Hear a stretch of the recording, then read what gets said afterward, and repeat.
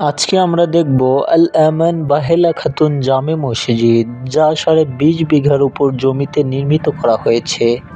এটি আল আমান বাহেলা খাতুন জামে মসজিদ। এই মসজিদটি অবস্থিত সিরাজগঞ্জ এনায়েতপুর বেলকুচি পৌর সদরে মোকদ্দাগাতি এলাকায় অবস্থিত। এটি সিরাজগঞ্জ শহর থেকে প্রায় 20 কিলোমিটার দক্ষিণ পূর্বে বেলকুচি পৌরসভার 8 নং ওয়ার্ডে মোকদ্দাগাতি মহল্লায় অবস্থিত।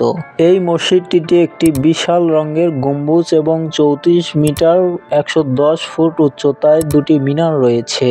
মসজিদের মেঝেতে সাদা কার্পেট এবং মিনারগুলোর মার্বেল পাথর দ্বারা নির্মিত করা হয়েছে। মসজিদটি প্রায় 20.5 বিঘা জমির উপর নির্মিত করা হয়েছে এবং এখানে একসাথে প্রায় 7,000 মুসল্লি একসাথে নামাজ আদায় করতে পারে। মসজিদটি নির্মাণ করতে অবশ্য 2016 সালে কাজ শুরু করা হয়। নির্মাণ কাজ শুরু থেকে প্রতিদিন গড়ে 45 জন শ্রমিক কাজ করেন। সেই থেকে 5 বছর পর মসজিদটি 2 এপ্রিল 2021-এ জুম্মার নামাজের মধ্য দিনে আনুষ্ঠানিকভাবে উদ্বোধন করা হয়। এই মসজিদটি নির্মাণ করতে প্রায় 30 কোটি টাকা খরচ হয়েছে। এটির নির্মাতা মোহাম্মদ আলী সরকার। এটি তার মায়ের নামে আল আমান বাহেলা জামে মসজিদ নামে নামকরণ করা হয়। এর পাশে রয়েছে বাহেলা খাতুন চক্ষু এবং শিশু হসপিটাল, যা এই মসজিদের পাশেই অবস্থিত।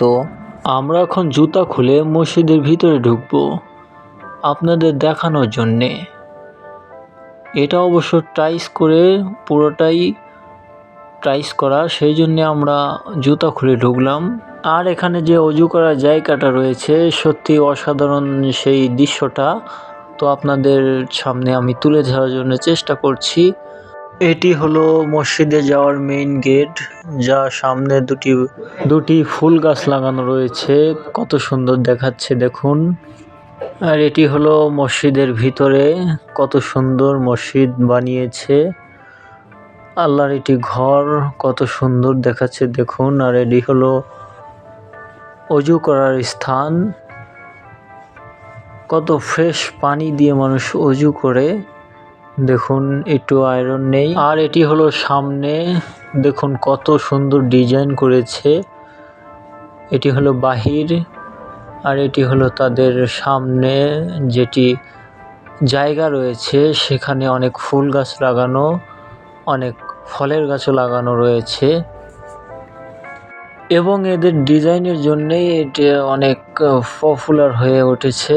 এটি সম্পূর্ণ টাইলস করা, দেখুন সাদা টাইলস করা। এখানে চাইলে আপনি আসতে পারবেন, এখানে সব সময় খোলা থাকে, আপনি চাইলে এখানে এসে ছবি তুলতে পারেন। এখানে অনেক মানুষই এসে ছবি তোলে। আপনাদের এই ভিতরকার দৃশ্যটা দেখাচ্ছি। এটি সম্ভবত এখন আটকানো রয়েছে। এটি হলো ভিতরকার, যেখানে মানুষ নামাজ পড়ে। তো এখানে আপনি এসে অনেক সুন্দর দৃশ্য উপভোগ করতে পারেন।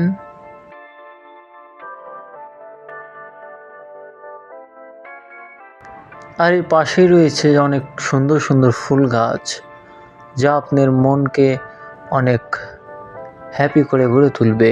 এখানে সম্ভবত রাতে অনেক ভালো দৃশ্য দেখতে পাওয়া যায়। চারমুড়া লাইট দেয়া থাকে। সত্যি এটা আল্লাহর জান্নাতি ঘর। তো সবাই ভালো থাকবেন, সুস্থ থাকবেন। এই নতুন চ্যানেলটি সাবস্ক্রাইব করে এই নতুন চ্যানেলের পাশেই থাকবেন।